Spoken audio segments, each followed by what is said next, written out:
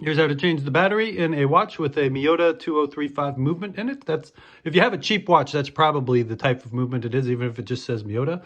And then if you need tools, there's a link in the description to where you get some tools to open up your watch. So if you've got one of these with a circular back, you can just grab it with the old grabber, break it loose, and then spin it with your hand.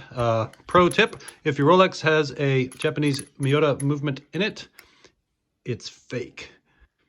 So there's the little battery in there, you can see. The battery says SR626SW. So if you can't find one of those, it's the same exact thing as a 377 battery. So if you buy a 377, that'll fit. And then to get the battery out, there's a little arm right here that we just need to pull to the side. And the battery will jump out on its own. It'll escape your watch. And then the battery always goes in with the words up. What's the word? And so I get the battery in the hole, moving in the right direction. And then I'll just use my little screwdriver to move this little arm out of the way and push it down.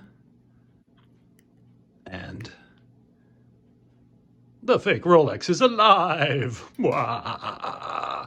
And then it's actually a decent movement, even though this watch cost me $20 on Venice Beach 20 years ago.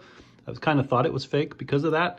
This Kenneth Cole watch that I got from Macy's runs the exact same movement, and changing it is the exact same way.